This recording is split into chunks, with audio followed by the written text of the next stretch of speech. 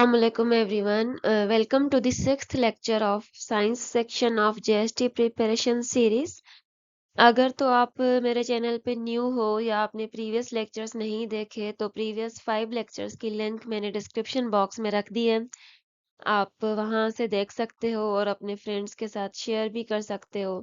अगर तो आप जेएसटी के लिए प्रिपरेशन कर रहे हो, पीएसटी, एसएसटी या किसी भी कॉम्पिटिटिव एग्जाम में अगर आप अपियर होने जा रहे हो जिसमें साइंस का सेक्शन इंक्लूडेड होता है, तो उसकी प्रिपरेशन के लिए ये वीडियो आपके लिए यूजफुल हो सकती है। So let's start. Question number 1 is related to bio section.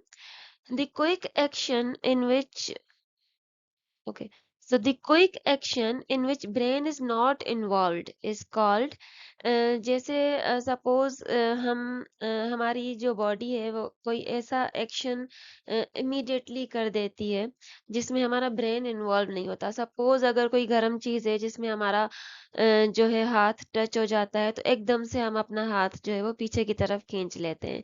तो ये एक ऑटोमेटिक रिस्पॉन्स होता है, क्विक एक्शन होता है। या जैसे हमारी आंखों के सामने अगर कोई तेज रोशनी आ जाती है तो हमारी आंखें खुद ब खुद जो है वो ब्लिंक करना स्टार्ट हो जाती हैं, बंद हो जाती हैं। या तो ऐसा action, quick action, immediate response जो कि जिसमें ब्रेन इन्वॉल्व नहीं होता उसको कहा जाता है रिफ्लेक्स एक्शन। रिफ्लेक्स एक्शन क्या है? बेसिकली ये एक क्विक ऑटोमेटिक रिस्पॉन्स है जिसमें ब्रेन की डायरेक्ट इन्वॉल्वमेंट नहीं होती। ये स्पाइनल कॉर्ड के थ्रू कंट्रोल होता है और इस उसके बाद फिर आपका सिग्नल जो है वो ब्रेन की तरफ पहुंचता है।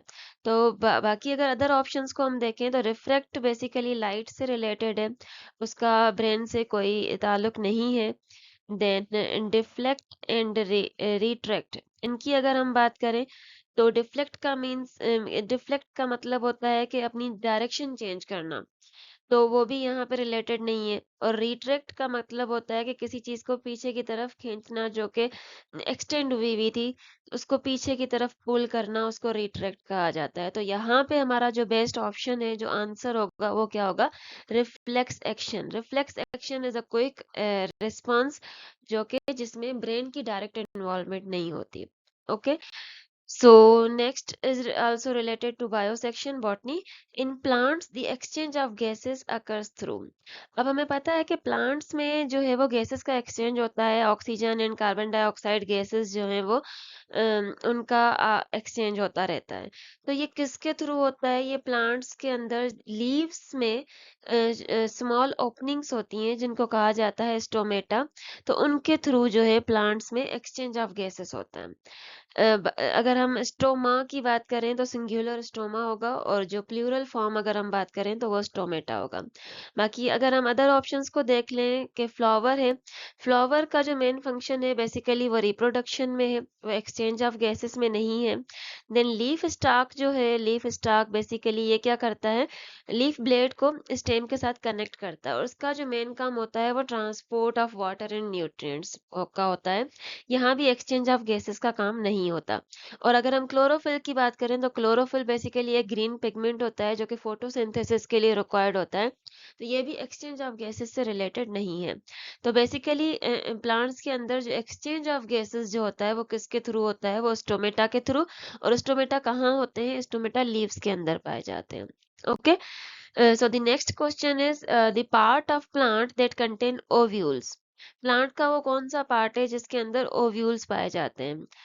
तो हमारे पास जो ऑप्शंस हैं बेसिकली वो है stigma, style, ovary and anther. अगर हम स्टिग्मा, स्टाइल एंड ओवरी की बात करें तो ये हमारे जो फ्लावर का जो पार्ट होता है पिस्टिल, उसके पार्ट्स हैं। और एंथर जो है बेसिकली, एंथर आपका मेल रिप्रोडक्टिव पार्ट है। स्टेमेन, स्टेमेन का जो पार्ट है वो है एंथर। तो फ्लावर के अंदर बेसिकली जो फीमेल रिप्रोडक्टिव पार्ट होता है उसको पिस्टिल कहा जाता है। पिस्टिल के अंदर ये तीन चीजें पाई जाती हैं, स्टिग्मा, स्टाइल एंड ओवरी। जबकि जो मेल रिप्रोडक्टिव पार्ट है वो स्टेमिन है। स्टेमिन के अंदर एंथर और फ्लामेंट पाया जाता है। तो अगर हम यहाँ पे बेसिकली हमसे पूछा जा रहा है कि प्लांट का वो कौन सा पार्ट है जिसमें ओव्यूल्स पाए जाते हैं। तो ओव्यूल्स बेसिकली पिस्टल के अंदर जो ओवरी का जो पार्ट होता है, ओवरी के अंदर ओव्यूल्स होते हैं और ये ओव्यूल्स जो है आगे जाके सीड्स में कन्वर्ट होते हैं आफ्टर फर्टिलाइजेशन।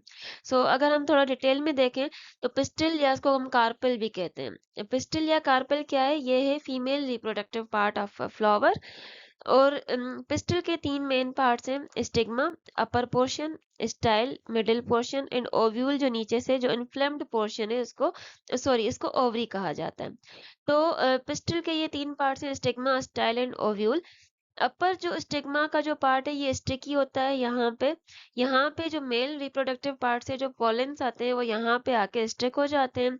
देन स्टिग्मा को ओवरी से कनेक्ट कौन सी चीज करती है? स्टाइल। और स्टाइल के अंदर ही एक जो ट्यूब होती है उसको पोलन ट्यूब कहा जाता है। ये क्या करता है? ये पोलेंस को ट्रांसफर करता है फ्रॉम स्टिग्मा टू ओवरी। और ओवरी के अंदर जो है वो ओव्यूल्स पाए जाते हैं। और यही ओव्यूल्स आगे जाके आफ्टर फर्टिलाइजेशन ये किस चीज में कन्वर्ट होते हैं? सीड्स में कन्वर्ट होते हैं। और ओवरी जो है वो फ्रूट में कन्वर्ट हो जाती है।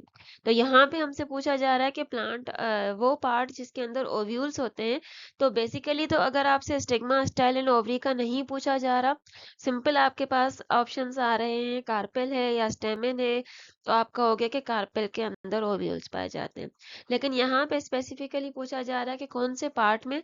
तो कार्पेल या पिस्टल के अंदर 3 पार्ट्स होते हैं: स्टिग्मा, स्टाइल एंड ओवरी।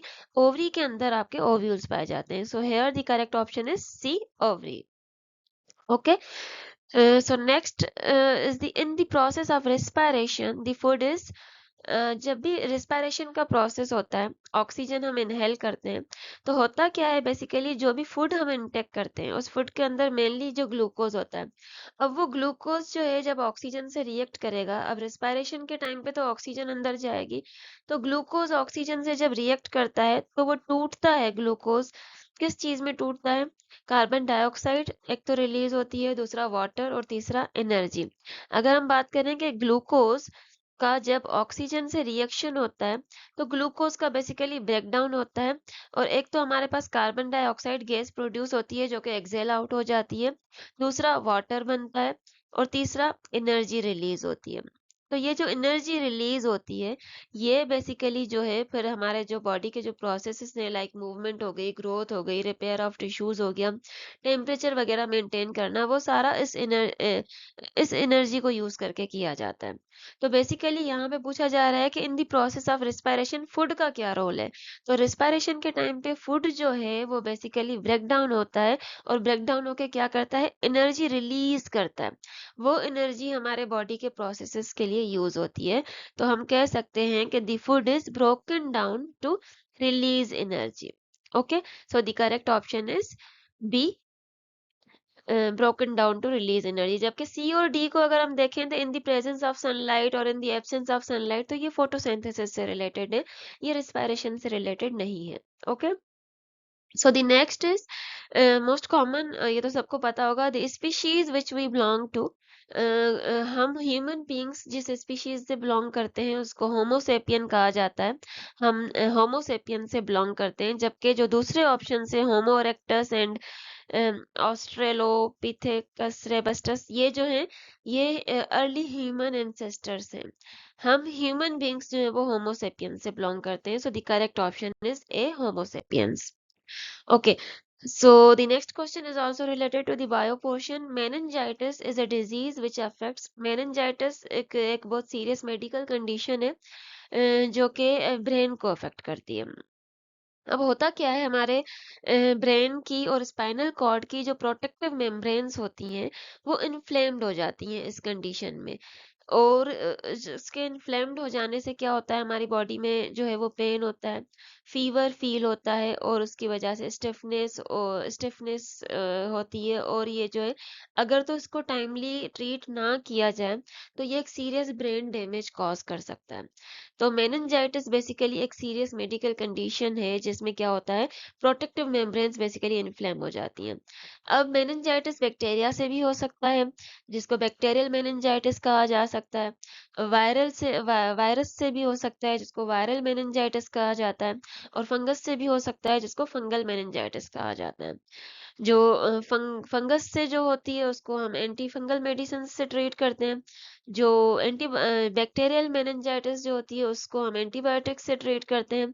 और जो वायरल मेनिंजाइटिस होता है वो उतना ज़्यादा सीरियस नहीं होता, माइल्ड होता है। तो बेसिकली अगर तो मेनिंजाइटिस को ट्रीट ना किया जाए तो वो एक सीरियस ब्रेन डैमेज कॉज कर सकता है। So basically this disease is related with the brain. इस डिजीज में ब्रेन अफेक्ट होता है mostly. Okay, so the next is which of the following vitamin helps in blood clotting? अब blood clotting जो coagulation जो होती है उसके लिए जो विटामिन रिक्वायर्ड होता है वो होता है विटामिन के। ब्लड क्लॉटिंग में आपका विटामिन के जो है वो हेल्प करता है, जबकि अदर ऑप्शंस को हम देखें तो विटामिन ए बेसिकली हमारी आईसाइट के लिए, विजन के लिए अच्छा है, स्किन के लिए अच्छा है, उसके लिए यूज होता है।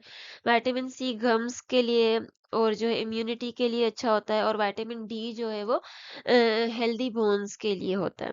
बाकी वो विटामिन जो ब्लड क्लॉटिंग में हेल्प करता है वो विटामिन के है। So the correct option is D, vitamin K. Okay, so next is surplus red blood cells needed to meet an emergency are mainly stored in which organ of the human body? अब हमारी body में जो surplus means extra या कोई चीज जो access में हो, तो जब एक्स्ट्रा रेड ब्लड सेल्स या बहुत ज्यादा एक्सेस में जो रेड ब्लड सेल्स होते हैं वो जाके हमारे बॉडी का जो ऑर्गन है स्प्लीन, उसमें जाके स्टोर हो जाते हैं। स्प्लीन को बेसिकली, स्प्लीन को कहा जाता है हमारी बॉडी का ब्लड बैंक कहा जाता है, blood bank of the body. वो इसी वजह से कहा जाता है क्योंकि हमारी बॉडी के जो भी extra red blood cells and platelets होते हैं वो जाके स्प्लीन के अंदर स्टोर हो जाते हैं। फिर इन दी केस ऑफ इमरजेंसी, जब भी जैसे कि ऑक्सीजन की शॉर्टेज हो गई या ब्लीडिंग हो गई आपकी बॉडी से, तो फौरन जो है वो स्प्लीन क्या करता है, अपने जो उसने जो extra red blood cells and platelets store किए हुए होते हैं उनको रिलीज करता है in the case of emergency. बाकी अगर हम अदर ऑप्शंस को देखें तो पेनक्रियाज जो है वो, पेनक्रियाज बेसिकली इंसुलिन प्रोड्यूस करता है, डाइजेस्टिव एंजाइम है, ये ब्लड सेल से इसका कोई रिलेशन नहीं है। लिवर की अगर हम बात करें तो लिवर से जो है वो बाइल प्रोड्यूस होती है, ये भी ब्लड सेल्स प्रोड्यूस नहीं करता। हाँ, अगर हम बात करें कि बिफोर बर्थ लिवर जो है वो रेड ब्लड सेल्स प्रोड्यूस कर सकता है, लेकिन जब एडल्ट्स हो जाते हैं तो एडल्ट्स में लिवर ब्लड सेल्स प्रोड्यूस नहीं करता। और किडनीज की अगर हम बात करें तो किडनीज का जो मेन काम है वो ब्लड की फिल्ट्रेशन का काम है, यूरिन की फॉर्मेशन होती है, इसका काम भी आरबीसीज के स्टोरेज में नहीं है। सो here the question is about the storage of red blood cells. Red blood cells and platelets हमारे स्प्लीन में जाके जमा हो जाते हैं, और in the case of emergency क्या होता है, स्प्लीन ये रेड ब्लड सेल्स हमारी बॉडी में रिलीज करता है ताकि जो है वो जो भी इमरजेंसी में जो केस है उसको डील किया जाए। और इसी वजह से स्प्लीन को blood bank of the body कहा जाता है। Okay, so the next question is which component of the body works as an energy storage? हमारी बॉडी का वो कौन सा पार्ट है या कौन सा कंपोनेंट है जो कि एनर्जी स्टोर करता है? तो हमारी बॉडी में जब भी एक तो जो एनर्जी हमें चाहिए होती है हमारे बॉडी प्रोसेसेस के लिए, उनसे ज्यादा एनर्जी जब हमारी बॉडी में आ जाती है, एक्स्ट्रा एनर्जी, तो वो एज अ फैट डिपॉजिट हो जाती है एडिपोज टिश्यूज में। तो हम कह सकते हैं कि फैट्स जो है वो एक्स्ट्रा एनर्जी को स्टोर करते हैं। So here the correct option is fats. जबकि प्रोटीन, लिवर एंड स्किन जो है वो एनर्जी स्टोरेज का काम नहीं करते। Okay, so the next question is also related to bio section. Nipah virus NIV spreads mainly through. अब Nipah virus basically zoonotic virus की टाइप है। ये जो वायरस है बेसिकली ये एनिमल्स से ह्यूमंस में ट्रांसफर होता है। इसका जो होस्ट है बेसिकली वो क्या है, वो एनिमल है। अब एनिमल से ह्यूमंस में ये जो वायरस स्प्रेड होता है वो किसके थ्रू होता है? इसका जो होस्ट है, नेचुरल होस्ट, वो है फ्रूट बैट, जिसको फ्लाइंग फॉक्स भी कहा जाता है। अब सपोज अगर हमने कोई ऐसा फ्रूट खा लिया, कोई ऐसी वेजिटेबल खा ली जिसके ऊपर इसकी सीक्रेशंस होंगी, तो उसके थ्रू ये ह्यूमंस में ट्रांसफर होगा, और उसके बाद ये ह्यूमन टू ह्यूमन ट्रांसफर होता रहता है। तो बेसिकली ये जो मेनली जो स्प्रेड होता है ये फ्रूट बेट से, और यही इसका नेचुरल होस्ट है। जबकि वाटर से स्प्रेड नहीं होता, और जैसे कोविड एयर के थ्रू स्प्रेड होता है, तो ये एयर के थ्रू स्प्रेड नहीं होता। तो इसका जो मेन जो सोर्स है वो फ्रूट बैट है। So the correct option is B, fruit bat. Okay, then the next question is which of the following food sources has the highest level of vitamin C? अब इन options में से कौन सा ऐसा food source है, कौन सा ऐसा फूड है जिसमें विटामिन सी की कंसंट्रेशन ज्यादा है? इन सब में से किस में सबसे ज्यादा विटामिन सी पाया जाता है? तो जैसे ही विटामिन सी की बात होती है तो हमारे जहन में सिट्रस फ्रूट्स आ जाते हैं। तो यहाँ पे हमें लगता ये है कि ऑरेंज जूस है, लेकिन नहीं, यहाँ पे जो करेक्ट ऑप्शन है वो है ब्लैक क्यूरेंट्स। ब्लैक क्यूरेंट्स बेसिकली इनको उर्दू में काला किशमिश कहा जाता है। ये हमारे पास जो बेसिकली ड्राइड किशमिश जो आती है वो एक्चुअल काला किशमिश नहीं होती। ये पाकिस्तान में इतनी ज्यादा कॉमन नहीं है। अगर हम बात करें इसके अंदर विटामिन सी की, तो इसके अंदर 3 to 4 times ज्यादा विटामिन सी पाया जाता है as compared to orange juice.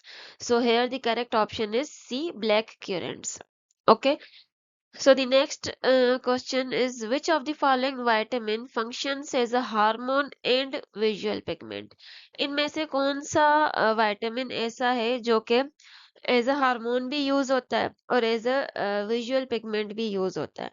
तो अगर तो आपने प्रीवियस लेक्चर्स देखे हैं तो आपको अच्छे से पता होगा कि कौन सा जो है विटामिन है जो कि एज अ हार्मोन भी एक्ट करता है, हार्मोन प्रीकर्सर के टाइप पे यूज होता है। ये हम प्रीवियस लेक्चर्स में पढ़ चुके हैं कि विटामिन ए जो है, vitamin A basically as a hormone precursor use होता है। और इसी को अगर हम देखें तो यही विटामिन जो है वो विजन के लिए भी यूज होता है। It is also used as a visual pigment. तो इन ऑप्शंस को अगर हम देखें तो हमारे पास एक तो ऑप्शन है thiamine. Thiamine basically vitamin B का फॉर्म है, B1। बेसिकली इसको B1 कहा जाता है। अगर हम राइबोफ्लेविन की बात करें तो राइबोफ्लेविन भी विटामिन बी की फॉर्म है, B2। और फोलिक एसिड जो है ये B9 होता है। और जो रेटिनल है हमारे पास, ये बेसिकली विटामिन ए होता है। Vitamin A is also known as retinal. So here options में से हमारे पास 3 ऑप्शंस विटामिन बी के हैं। Vitamin B as a hormone precursor use नहीं होते, विजन के लिए भी यूज नहीं होते। तो यहाँ पे हमारे पास जो करेक्ट ऑप्शन होगा वो होगा retinal, which is also known as a vitamin A. So the correct option is B, retinal. Okay, next is chlorosis in older leaves occurs due to the deficiency of। अब chlorosis एक ऐसी disease है, एक ऐसी condition है basically जो कि older leaves में पाई जाती है। इसमें होता क्या है, इसमें जो ओल्ड लीव्स होते हैं वो येलो हो जाते हैं। अब ये क्यों होता है, वो इसलिए होता है कि जब प्लांट्स को मैग्नीशियम की डेफिशिएंसी हो जाती है तो तो जो ओल्डर लीव्स होते हैं, ओल्डर लीव्स के अंदर जो क्लोरोफिल होता है वो ब्रेक डाउन होता है, और उसमें से मैग्नीशियम फिर मूव करता है from older leaves to younger leaves. तो उसकी वजह से फिर ओल्डर लीव्स में क्या हो जाता है, मैग्नीशियम की कमी हो जाती है, जिसकी वजह से ओल्डर लीव्स जो है वो येलो हो जाते हैं। तो यहाँ पे पूछा जा रहा है कि क्लोरोसिस जो ओल्डर लीव्स में होती है वो क्यों होती है? It occurs due to the deficiency of magnesium. Okay, so basically magnesium जो है वो मोटाइल जो है वो न्यूट्रिएंट है। ये आपका जो है एक मोबाइल न्यूट्रिएंट है जो कि मूव कर सकता है। तो जब भी यंगर लीव्स में मैग्नीशियम की डेफिशिएंसी होती है तो ओल्डर लीव्स में से क्लोरोफिल के अंदर जो मैग्नीशियम होता है वो मूव करता है टूवर्ड्स यंगर लीव्स, और ओल्डर लीव्स में मैग्नीशियम की डेफिशिएंसी हो जाती है, जिसकी वजह से ओल्ड जो लीव्स हो वो क्या हो, वो येलो हो जाते हैं। और उसी कंडीशन को कहा जाता है क्लोरोसिस। तो उसका करेक्ट ऑप्शन होगा magnesium, due to the deficiency of magnesium. Okay, so the next question is what does a thermostat do? Thermostat का क्या काम है? What is the function of thermostat? तो थर्मोस्टेट बेसिकली एक ऐसा डिवाइस है जो कि टेम्परेचर को मेंटेन करता है। अगर तो हम अपने एसीज को या रेफ्रिजरेटर्स को एक पर्टिकुलर फिक्स्ड टेम्परेचर पे मेंटेन करके रखते हैं, तो थर्मोस्टेट की मदद से क्या हो जाता है, जब उस टेम्परेचर से टेम्परेचर बढ़ जाता है तो वो खुद ही उसको ऑफ कर देता है, और जब टेम्परेचर कम हो जाता है तो वो खुद ही उसको ऑन कर देता है। बेसिकली ये क्या करता है, ये टेम्परेचर को मेंटेन करके रखता है। तो इन ऑप्शंस में अगर हम देखें तो क्या ये टेम्परेचर को मेजर करता है? No, it regulates temperature. Regulates means it maintains the temperature. Okay, so the correct option is D, thermostat regulates temperature. Yes, while going towards the center of earth, the weight of a body shall, अब होता क्या है basically, जैसे जैसे हम centre of earth की तरफ move करना स्टार्ट करते हैं तो ग्रेविटेशनल फोर्स डिक्रीज होती जाती है, और ग्रेविटेशनल फोर्स के डिक्रीज होने से क्या होता है, वेट भी डिक्रीज होता जाता है, और बिल्कुल at the centre of the earth जो आपकी बॉडी का जो वेट है वो बिल्कुल जीरो हो जाता है। तो यहाँ पे पूछा जा रहा है कि towards the centre of earth, अगर आपसे पूछा जाता कि at the centre of the earth weight of a body क्या होगा, तो वो होगा जीरो। लेकिन यहाँ पे पूछा जा रहा है कि towards the centre of earth weight of a body क्या होगा, तो जैसे जैसे हम सेंटर ऑफ अर्थ की तरफ मूव होंगे तो वेट ऑफ बॉडी क्या हो जाएगा, डिक्रीज होता जाएगा। क्यों? क्योंकि ग्रेविटेशनल फोर्स डिक्रीज होती जाती है। Okay, so here the correct option is B, decreases. While going towards the center of earth, the weight of a body shall decrease. Okay, so next we have another question related to physics. The speed of sound is maximum in जो sound की जो speed होती है वो कौन से medium में maximum होती है? तो अगर तो हम वैसे जनरली बात करें तो जो साउंड की जो स्पीड होती है वो डेंसिटी पे डिपेंड करती है। जितनी डेंसिटी आपकी ज्यादा होगी उतनी आपकी साउंड की जो स्पीड है वो ज्यादा होगी। They both are directly proportional to each other. तो जितना डेंस आपका मीडियम होगा आपके साउंड की स्पीड भी उतनी ज्यादा होगी। तो अगर हम ऑप्शंस को देखें तो ए जो ऑप्शन है हमारे पास, वाटर, वाटर किस फॉर्म में होता है, लिक्विड फॉर्म में होता है, तो उसकी डेंसिटी इतनी ज्यादा नहीं होती। Helium and oxygen gas form में होते हैं, इनकी तो डेंसिटी जो है वो बिल्कुल ही कम होती है। और प्लाटिनम की अगर हम बात करें तो प्लाटिनम सॉलिड फॉर्म में होता है, डेंस होता है। तो स्पीड ऑफ साउंड सबसे ज्यादा कौन से मीडियम में होती है, सॉलिड में होती है। Then in liquid, then gases, सबसे कम जो है वो गैसेस में होती है। तो यहाँ पे क्योंकि जो प्लैटिनम है वो सॉलिड से बिलोंग करता है, इसकी डेंसिटी ज्यादा है, तो correct option is D. Sound की जो स्पीड है वो मैक्सिमम होगी प्लैटिनम में क्योंकि इसकी डेंसिटी ज्यादा है। ओके, अगर तो आपके पास जो जनरल ऑप्शंस आ रहे हैं कि speed of sound maximum liquid में होगी, सॉलिड में होगी या गैसेस में होगी, तो वहां पे आप जो है वो सॉलिड को कंसीडर करोगे एज अ करेक्ट ऑप्शन। लेकिन यहाँ पे डिफरेंट टाइप्स दी गई हैं, एलिमेंट्स दिए गए हैं, तो आपके पास वो वाले ऑप्शंस भी आ सकते हैं, आपके पास ये वाले ऑप्शंस भी आ सकते हैं। Okay, so the next is the audible range of normal human air. Human air की जो ऑडिबल रेंज होती है, जो कि हमें सुनाई देती है, जो कि ह्यूमन एयर सुन सकता है, नॉर्मल जो रेंज है वो होती है 20 हर्ट्ज टू 20 किलो हर्ट्ज, या हम कहें कि 20 हर्ट्ज टू 20,000 हर्ट्ज। 20,000 लिखें आप या 20 किलो हर्ट्ज लिखें तो वो सेम हो जाएगा। अब बेसिकली जो साउंड की हमारे पास तीन टाइप्स होती है। एक होती है इंफ्रासोनिक, ओके, एक होती है हमारे पास इंफ्रासोनिक जो हमें सुनाई नहीं देती, दूसरी होती है ऑडिबल जो हमें सुनाई देती है, और तीसरी होती है अल्ट्रासोनिक, ये भी हमें सुनाई नहीं देती। तो हमें सुनाई कौन सी देती है, जो 20 से 20,000 हर्ट्ज के बीच में होंगी। ऐसी साउंड वेव्स जिनकी जो फ्रीक्वेंसी 20 हर्ट्ज से कम होगी, ओके, वो आ जाते हैं इंफ्रासोनिक रेंज में, उनको इंफ्रासोनिक टाइप कहा जाता है, इंफ्रासोनिक रेंज कहा जाता है। 20 से 20,000 के बीच में जो भी साउंड की जो वेव्स होंगी वो ऑडिबल रेंज में आ जाती है। ओके, बाकी 20,000 हर्ट्ज से ज्यादा जो भी आपकी जो साउंड वेव्स होंगी वो आ जाएंगी अल्ट्रासोनिक रेंज में। ओके, सो हमारे पास जो ऑडिबल रेंज है वो है 20 हर्ट्ज टू 20 किलो हर्ट्ज। 20 से कम हो जाएगी तो इंफ्रासोनिक हो जाएगी, 20,000 हर्ट्ज से जब ज्यादा होगी तो वो अल्ट्रासोनिक आ जाएगी। तो यहाँ पे आपके पास जो क्वेश्चन है वो ऐसे भी आ सकता है कि the infrasonic range of normal human hear क्या होगा? तो आप कहोगे लेस देन 20 हर्ट्ज। अगर तो आपके पास क्वेश्चन आ जाता है कि ultrasonic range of normal human air क्या होगी, तो आपके पास जो भी ग्रेटर देन 20,000 हर्ट्ज या ग्रेटर देन 20 किलो हर्ट्ज का जो भी ऑप्शन होगा, आप उसको सिलेक्ट करोगे। ओके, बाकी जो नॉर्मल जो रेंज होती है ऑडिबल जो कि हम सुन सकते हैं, वो होगी 20 hertz to 20 kilohertz. Okay, so the correct option is D. Next we have if distance is increasing uniformly with time, then velocity will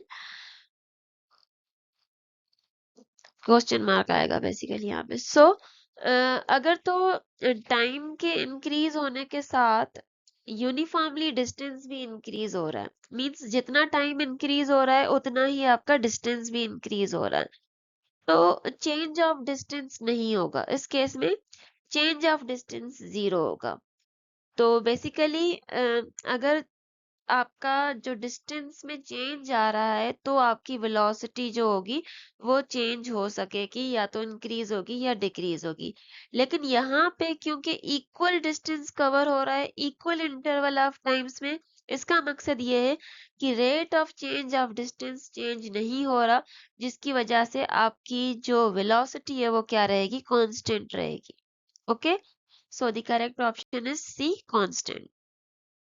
Next we have, in a sample of substance at any given temperature, the energy of all particles will, अगर तो हमारे पास कोई भी substance है, कोई भी substance है, उसके अंदर पार्टिकल्स हैं, ठीक है, सॉलिड भी हो सकता है, लिक्विड भी हो सकता है, गैसेस भी हो सकती हैं, कोई भी सब्सटेंस एक किसी पर्टिकुलर टेम्परेचर पे रखा हुआ है, तो क्या उसमें एनर्जी जो है, हर पार्टिकल की एनर्जी जो है वो सेम होगी, इक्वल होगी, कांस्टेंट होगी, या सेम नहीं होगी।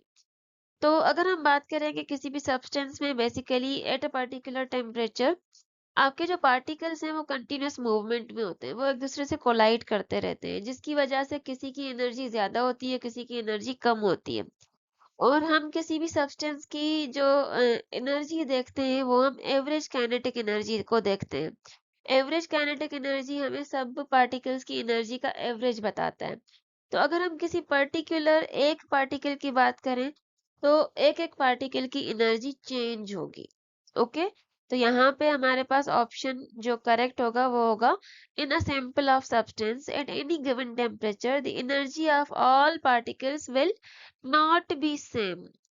सेम नहीं होगी, क्यों? क्योंकि पार्टिकल्स आपस में कोलाइड करते रहते हैं, कोई वॉल से जाके टकराता है, कोई एक दूसरे से टकराता है, तो एनर्जीज इनकी चेंज होती रहती है। ओके, कोई स्लो मूव कर रहा होता है, कोई फास्ट मूव कर रहा होता है, और हम जो है इनकी एवरेज काइनेटिक एनर्जी देखते हैं, तो क्योंकि इन सबकी एनर्जी जो है वो सेम नहीं होती। Okay, so the next question is, as the frequency of wave increases, its wavelength will increase, decrease, remain constant or none of these. Okay? अब फ्रीक्वेंसी और वेव के बीच में बेसिकली यहाँ पे रिलेशनशिप पूछा जा रहा है। तो अगर हम फ्रीक्वेंसी और वेवलेंथ के बीच का रिलेशनशिप पूछा जा रहा है, तो अगर हम फ्रीक्वेंसी और वेवलेंथ की बात करें, तो frequency is inversely proportional to wavelength. Frequency जितनी ज्यादा होगी, वेवलेंथ उतनी कम होगी, और फ्रीक्वेंसी जितनी कम होगी, वेवलेंथ उतनी आपकी ज्यादा होगी। तो हम कह सकते हैं कि when frequency increases, wavelength decreases, और when frequency decreases, the wavelength increases.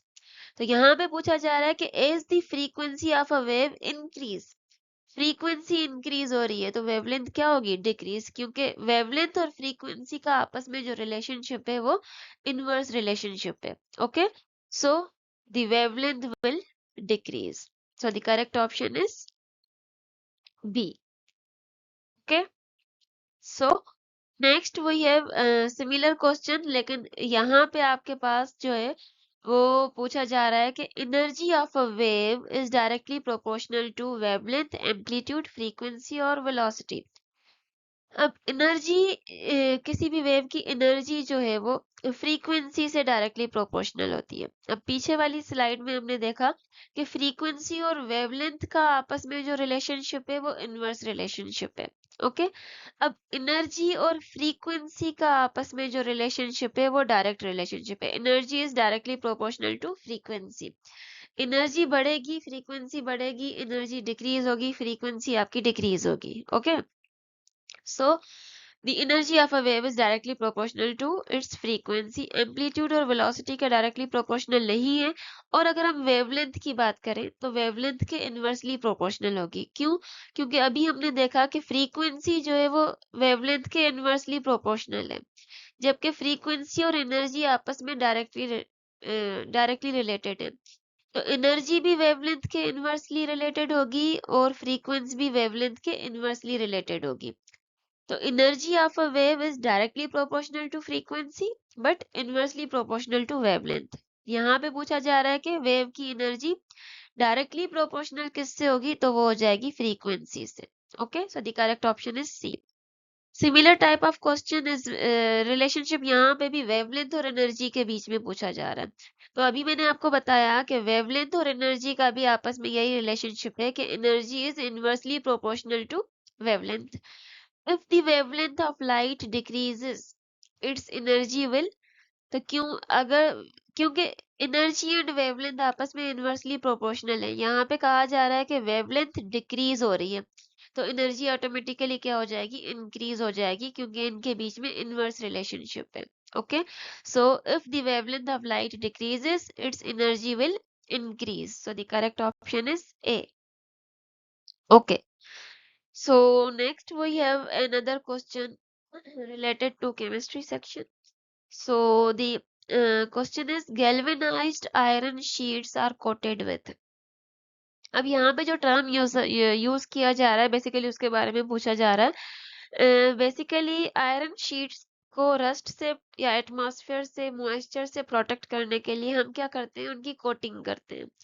उनकी कोटिंग हम टिन से भी कर सकते हैं, जिंक से भी करते हैं, लेड और क्रोमियम, इन सब से जो है वो आयरन शीट्स की कोटिंग हो सकती है। अब जब भी हम आयरन की शीट को जिंक के साथ कोटिंग करते हैं, किसी भी आयरन की शीट के ऊपर अगर हम एक मेम्ब्रेन जो है प्रोटेक्टिव मेम्ब्रेन कोट कर दें, जिंक की लेयर चढ़ा दें, तो उस आयरन को हम कहेंगे गैल्वेनाइज्ड आयरन शीट। क्योंकि एक प्रोसेस है हमारे पास गैल्वेनाइजेशन। गैल्वेनाइजेशन वो प्रोसेस होता है जिसमें आयरन को कोट किया जाता है, आयरन को या स्टील को कोट किया जाता है, उनके ऊपर एक थिन लेयर लगाई जाती है, किसकी, जिंक की। तो उस प्रोसेस को कहा जाता है गैल्वेनाइजेशन। तो यहाँ पे गैल्वेनाइज्ड आयरन शीट्स का पूछा जा रहा है, तो वो शीट्स जो गैल्वेनाइजेशन के थ्रू प्रोड्यूस होंगी उनको कहेंगे गैल्वेनाइज्ड आयरन शीट्स। और उसमें हम इसके ऊपर कौन सी कोटिंग करते हैं, जिंक की कोटिंग करते हैं। तो यहाँ पे करेक्ट ऑप्शन हमारे पास हो जाएगा बी, जिंक। अगर तो हम जो कोटिंग कर रहे हैं टिन की कर रहे हैं, तो उस प्रोसेस को कहा जाता है टिन प्लेटिंग। टिन प्लेटिंग में जो है वो टिन टिन की कोटिंग होती है। अगर हम लेड की बात करें, अगर तो हम लेड की कोटिंग करवा रहे हैं तो उसको हम कहेंगे क्या, लेड कोटिंग कहेंगे। और अगर हम क्रोमियम की कोटिंग करवा रहे हैं उसको हम क्रोम प्लेटिंग कहते हैं। क्रोम प्लेटिंग या क्रोम कोटिंग, ठीक है। अब जो है डिफरेंट प्रोसेसेस हैं। क्रोम प्लेटिंग नेम से ही इंडिकेट हो रहा है कि इसके ऊपर क्रोमियम की जो है वो लेयर होगी। टिन प्लेटिंग भी नेम से ही इंडिकेट हो रहा है कि इसके ऊपर टिन की कोटिंग होगी। जबकि गैल्वेनाइजेशन में जो है आपके पास जो डायरेक्ट इंडिकेशन नहीं है, लेकिन इसको याद करने की जो ट्रिक है वो ये है कि गैल्वेनाइजेशन के अंदर जेड आता है, जिंक के अंदर भी जेड आता है। तो इससे आप याद कर सकते हो कि गैल्वेनाइजेशन में जो कोटिंग होती है वो किसकी होती है, जिंक की होती है। Okay, so next we have which of the following elements is not radioactive. इन ऑप्शंस में से कौन सा ऐसा ऑप्शन है जो रेडियोएक्टिव नहीं है। ठीक है, अब रेडियोएक्टिव एलिमेंट्स कौन से होते हैं, जो कि continuously invisible radiations emit out कर रहे होते हैं, alpha beta and gamma radiations. तो इन चारों ऑप्शंस में से जिरकोनियम, थोरियम, यूरेनियम, ये तीनों हमारे रेडियोएक्टिव एलिमेंट्स हैं, जबकि प्लाटिनम हमारा जो है वो नॉन रेडियोएक्टिव एलिमेंट है। ओके। अब अगर हम, वैसे तो ये नेचुरली रेडियो एक्टिव होते हैं, और जो है पीरियोडिक टेबल में अगर हम बात करें तो पीरियोडिक टेबल में हमें कैसे पता चलेगा कि कौन से एलिमेंट्स हमारे रेडियो एक्टिव हैं, कौन से नॉन रेडियो एक्टिव हैं। तो जो लेड होता है हमारा पीरियोडिक टेबल में, लेड जो है उसका एटॉमिक नंबर जो है वो 82, 82 तक जो है वो नॉन रेडियो एक्टिव एलिमेंट्स होंगे। 82 लेड है, लेड तक जो है हमारे पास वो स्टेबल एलिमेंट्स होते हैं, नॉन रेडियो एक्टिव होते हैं। जब एटॉमिक नंबर 82 से बढ़ जाता है, 83 वाला जो भी आपका एलिमेंट होगा, जो बिस्मथ होता है, वो रेडियो एक्टिव है। देन 84 पोलोनियम, वो रेडियो एक्टिव है। 86 radon, 88 radium, 92 uranium, okay, 90 thorium. तो 82 से ऊपर जो भी आपके एलिमेंट्स होंगे वो क्या हो जाएंगे, रेडियो एक्टिव। अब यहाँ पे प्लाटिनम जो है वो नॉन रेडियो एक्टिव की कैटेगरी में आता है, so the correct option is D, platinum.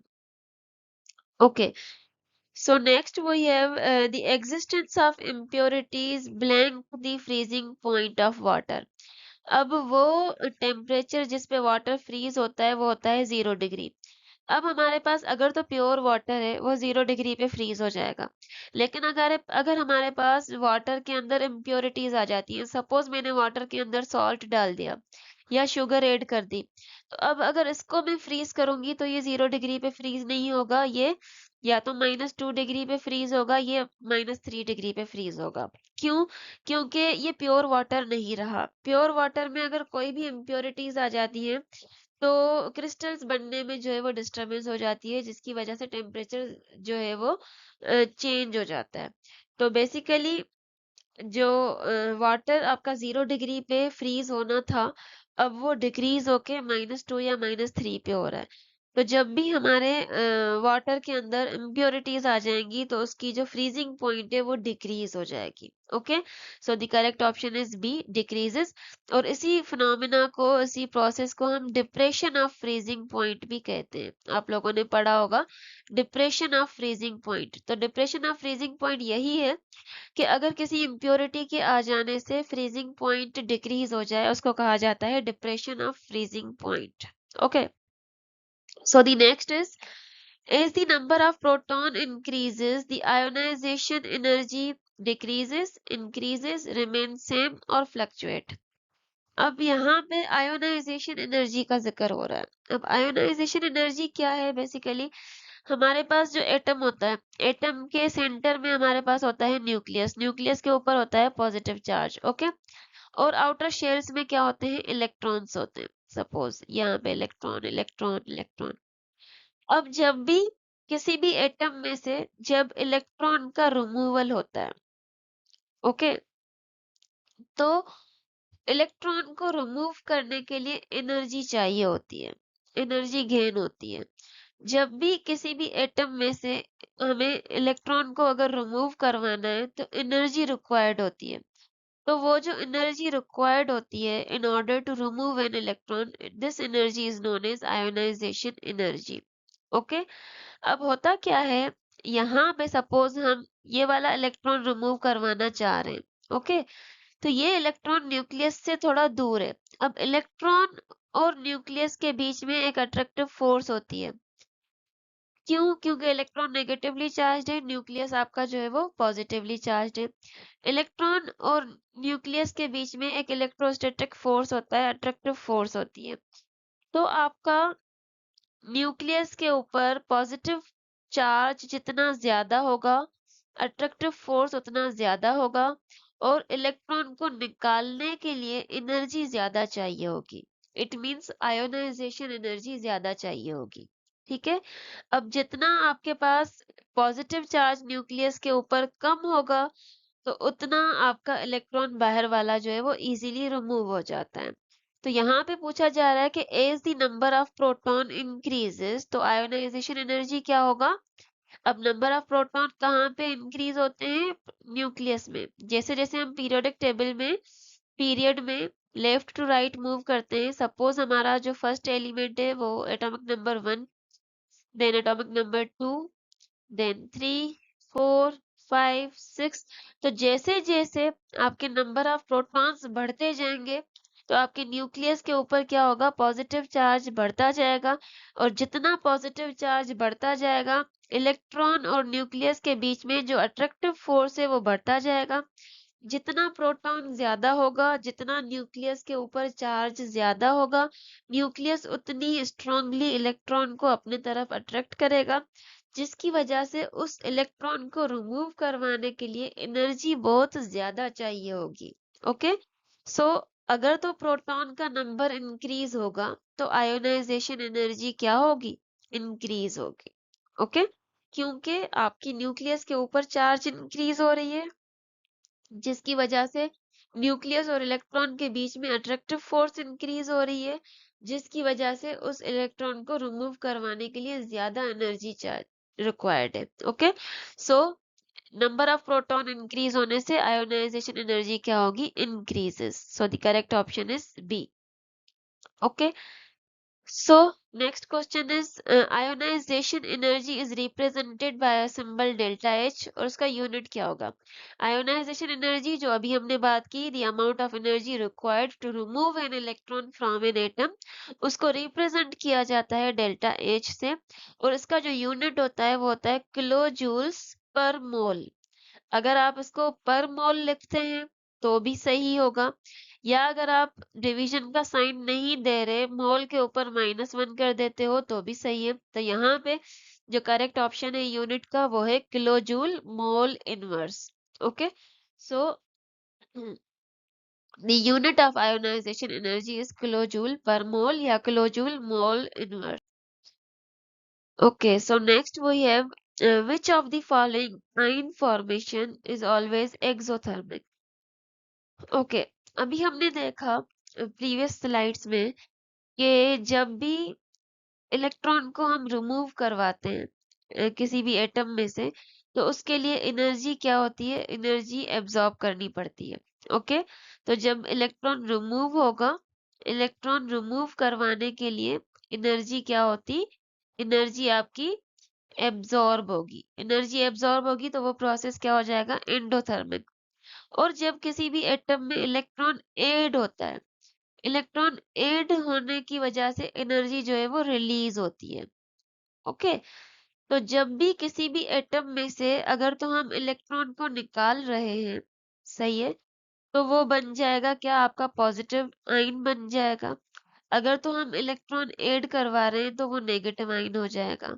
Okay, जैसे सपोज सोडियम में से हमने एक इलेक्ट्रॉन रिमूव करवा दिया तो वो हो गया Na+। क्लोरीन में हमने एक इलेक्ट्रॉन ऐड कर दिया तो वो हो जाएगा Cl-। इसके ऊपर माइनस चार्ज आ गई क्योंकि इसने इलेक्ट्रॉन को गेन किया, इसके ऊपर पॉजिटिव चार्ज आ गई क्योंकि इसने इलेक्ट्रॉन को रिमूव किया। अब इलेक्ट्रॉन जब रिमूव हुआ तो एनर्जी एब्जॉर्ब हुई होगी, तो ये प्रोसेस क्या होगा, एंडोथर्मिक होगा। जब एनर्जी, ऐसा प्रोसेस जिसमें एनर्जी एब्जॉर्ब होती है वो एंडोथर्मिक प्रोसेस होता है। अब यहाँ पे जब एक इलेक्ट्रॉन गेन हुआ तो एनर्जी रिलीज होगी, तो ये कौन सा प्रोसेस हो जाएगा, एक्सोथर्मिक। ओके, अब यहाँ पे अगर हम ऑप्शंस को देखें तो यहाँ पे कह रहा है कि कौन सा आयन जब बनेगा तो प्रोसेस एक्सोथर्मिक कहलाएगा। तो यहाँ हमने देखा कि अगर तो नेगेटिव आयन बन रहा है तो प्रोसेस एक्सोथर्मिक होगा। ओके, लेकिन हम दूसरे ऑप्शंस को भी देख लें। बी जो है वो कह रहा है कि यूनी पॉजिटिव, अगर तो किसी एटम के ऊपर एक पॉजिटिव चार्ज आ रही है तो वो प्रोसेस क्या एक्सोथर्मिक होगा, नहीं, क्योंकि इसमें हमें एनर्जी रिक्वायर्ड है, तो ये एंडोथर्मिक प्रोसेस होगा। ओके, सो बी तो हमारा हो गया इनकरेक्ट ऑप्शन। ओके, देन अगर हम डाई नेगेटिव और डाई पॉजिटिव को देखें तो पॉजिटिव तो हमें पता है कि पॉजिटिव जब भी बनेगा तो वो क्या होगा, एंडोथर्मिक प्रोसेस होगा, तो ये भी हमारा इनकरेक्ट ऑप्शन होगा, बी और डी। अब हमें ये पता है कि जब भी हमारे पास नेगेटिव आयन बनेगा तो वो प्रोसेस एक्सोथर्मिक होगा। अब जैसे यहाँ हमने देखा कि क्लोरीन में से जब हमने एक इलेक्ट्रॉन जब क्लोरीन ने गेन किया तो एनर्जी रिलीज हुई, प्रोसेस क्या हुआ, एक्सोथर्मिक हुआ। तो ये हो गया यूनी नेगेटिव आयन। तो जब यूनी नेगेटिव आयन बनेगा तो प्रोसेस एक्सोथर्मिक होगा। अब हमारे पास जो ऑप्शन सी है, डाई नेगेटिव आयन, सपोज कोई ऐसा एटम है जो 2 इलेक्ट्रॉन्स को गेन कर रहा है, ठीक है। अब उसने एक इलेक्ट्रॉन जब गेन किया तो एनर्जी रिलीज हो गई, ठीक है, प्रोसेस एक्सोथर्मिक हो गया। लेकिन अब जब वही सेम एटम दूसरा इलेक्ट्रॉन जब गेन करेगा, तो दूसरा इलेक्ट्रॉन गेन करने के लिए, क्योंकि ऑलरेडी वो एटम एक इलेक्ट्रॉन गेन कर चुका है, उसके ऊपर नेगेटिव चार्ज बढ़ चुकी है, तो जब वो दूसरी नेगेटिव चार्ज को भी अपनी तरफ लाने की कोशिश करेगा, तो इलेक्ट्रॉन्स क्या करेंगे, एक दूसरे को रिपेल करेंगे, जिसकी वजह से दूसरे इलेक्ट्रॉन को लाने के लिए हमें एनर्जी देनी पड़ती है। तो वो प्रोसेस जो है वो एंडोथर्मिक होता है। ओके, सो जब भी यूनी नेगेटिव आयन बनेगा तो वो प्रोसेस एक्सोथर्मिक होगा, जबकि डाई नेगेटिव आयन जब बनेगा तो उसमें भी एनर्जी रिक्वायर्ड होती है, वो एंडोथर्मिक प्रोसेस होगा। तो ये भी आपका इनकरेक्ट ऑप्शन हो गया। तो बेसिकली जो लास्ट वाले तीन ऑप्शन है, uni positive, di negative, di positive, ये सारे एंडोथर्मिक होंगे, जबकि यूनी नेगेटिव जो होगा वो एक्सोथर्मिक होगा। So the correct option is A, uni negative. Okay, so next we have the pH is measurement of acidity or basicity of an aqueous solution. pH means, pH का मकसद क्या है? हम कहते हैं ना कि ये सॉल्यूशन एसिडिक है, ये सॉल्यूशन बेसिक है, इसका pH इतना है, इसका pH इतना है। तो pH है क्या बेसिकली? pH बेसिकली जो कहा जाता है वो power of hydrogen, power of hydrogen को एब्रीवेट किया गया है small p and capital H से। अगर हम pH को देखें तो pH है क्या? pH is equals to minus log of H plus concentration. इसका फार्मूला है minus log of H plus. अब pH बेसिकली pH स्केल होता है हमारे पास 0 से 14 तक, बीच में आ जाता है 7। अब ये जो 7 पॉइंट होगा ये होगा न्यूट्रल। किसी भी सॉल्यूशन का अगर तो pH 7 है, हम कहेंगे ये न्यूट्रल सॉल्यूशन है। 7 से कम, 0 to 6, आपका सॉल्यूशन क्या हो जाएगा? एसिडिक, क्योंकि उसके अंदर H प्लस कंसेंट्रेशन ज्यादा होगी, H प्लस आइंस ज्यादा होंगे। और 7 से ऊपर, ओके, 8 to 14, अगर हम देखें तो वो आपकी जो pH हो जाएगी वो क्या हो जाएगी? बेसिक, क्योंकि उसके अंदर H प्लस आइंस कम होते हैं। तो एसिडिक सॉल्यूशन वही होता है जिसके अंदर हाइड्रोजन आयन की कंसेंट्रेशन ज्यादा हो, और बेसिक सॉल्यूशन वो होगा जिसके अंदर हाइड्रोजन आयंस की कंसेंट्रेशन कम हो। अगर तो 7 पे आपके पास कोई भी pH है तो उसको हम कहेंगे न्यूट्रल सॉल्यूशन, और जो 7 से लेस होगा वो एसिडिक होगा, 7 से ग्रेटर होगा वो बेसिक होगा। pH का जो मेन जो एब्रीविएशन है इसका वो क्या है? इसका जो फुल फॉर्म है वो है power of hydrogen. Okay, so the next question is, at room temperature the pH value of pure water, pure water जो होता है हमारे पास, प्योर वाटर, उसके अंदर कोई इम्प्योरिटी नहीं है, कुछ भी नहीं है, प्योर है। तो प्योर वाटर की जो पीएच होती है हमेशा वो 7, ना तो एसिडिक होती है ना बेसिक होती है, न्यूट्रल पीएच होती है, एग्जैक्ट 7 उसकी पीएच होती है। So the correct option is C, 7। Okay, so the next question is also related to chemistry section. The electrode that undergoes oxidation in an electrochemical cell. अब electrochemistry में जो electrochemical cells use होते हैं उनमें electrodes लगे हुए होते हैं। इलेक्ट्रोड्स मेटल की प्लेट्स होती हैं। सपोज ये आपका इलेक्ट्रोकेमिकल सेल है, इसमें कोई भी इलेक्ट्रोलाइटिक सॉल्यूशन रखा हुआ है, एक मेटल की प्लेट, दूसरी मेटल की प्लेट। अब एक मेटल की प्लेट को आप बैटरी के एक एंड से कनेक्ट करते हो, दूसरी मेटल की प्लेट को आप बैटरी की दूसरी एंड से कनेक्ट करते हो। बैटरी के पॉजिटिव एंड से जिसको कनेक्ट करोगे उसके ऊपर चार्ज आ जाएगा पॉजिटिव, बैटरी के नेगेटिव एंड से जिसको कनेक्ट करोगे उसके ऊपर चार्ज आ जाएगी नेगेटिव। ठीक है, तो ये जो मेटल की प्लेट्स हम रखते हैं इनको कहा जाता है इलेक्ट्रोड। ठीक है, अब वो इलेक्ट्रोड जिसके ऊपर ऑक्सीडेशन का प्रोसेस होता है। तो इलेक्ट्रोकेमिकल सेल में दो प्रोसेसेस होते हैं, एक ऑक्सीडेशन का, एक रिडक्शन का। तो ऑक्सीडेशन का प्रोसेस जो होता है वो एनोड के ऊपर होता है, और रिडक्शन का जो प्रोसेस होता है वो कैथोड के ऊपर होता है। ओके, ऑक्सीडेशन का मकसद है लॉस ऑफ इलेक्ट्रॉन, रिडक्शन का मकसद है गेन ऑफ इलेक्ट्रॉन। तो इलेक्ट्रॉन लूज कहाँ होते हैं? एनोड पे। ओके, तो यहाँ पे ऑक्सीडेशन का पूछा जा रहा है तो ऑक्सीडेशन कहाँ होगी? एनोड पे। तो ये चीजें आप लोग याद रख लें कि ऑक्सीडेशन कहाँ होगी? एनोड पे होगी, और आपसे ये भी पूछा जा सकता है कि इलेक्ट्रोकेमिकल सेल में रिडक्शन कौन से इलेक्ट्रोड पे होती है? तो रिडक्शन कहाँ होगी? रिडक्शन होगी कैथोड पे। ओके, तो ये भी पॉसिबल क्वेश्चन आपका आ सकता है, तो ये चीजें आपको याद रखनी है। Okay, so next is which of the following happens in oxidation reactions. अभी हमने देखा ऑक्सीडेशन रिडक्शन, तो इनका मकसद क्या है ऑक्सीडेशन का? तो अगर तो हम ऑक्सीडेशन की बात करें तो उसको हम तीन हिसाब से देख सकते हैं कि जब ऑक्सीजन गेन हो, गेन ऑफ ऑक्सीजन, किसी प्रोसेस में ऑक्सीजन गेन हो रहा है, उसको ऑक्सीडेशन कहेंगे। या इलेक्ट्रॉन जो है वो लूज हो रहे हैं, लॉस ऑफ इलेक्ट्रॉन, उसको भी ऑक्सीडेशन कहेंगे। अगर हम ऑक्सीजन के हिसाब से देखें तो gain of oxygen is known as oxidation. अगर हम इलेक्ट्रॉन के हिसाब से देखें तो loss of electron is known as oxidation. या तीसरा हम देखते हैं ऑक्सीडेशन स्टेट। तो ऑक्सीडेशन स्टेट जब इंक्रीज होगी, इंक्रीज इन ऑक्सीडेशन स्टेट, तो वो भी आपका क्या हो जाएगा? ऑक्सीडेशन कहलाएगा। अब अगर हम रिडक्शन की बात करें तो रिडक्शन इसका अपोजिट होगा। ठीक है, रिडक्शन में आ जाएगा gain of electron is known as reduction, decrease in oxidation state is known as reduction, और वहां पे लॉस ऑफ ऑक्सीजन होगा या गेन ऑफ हाइड्रोजन होगा।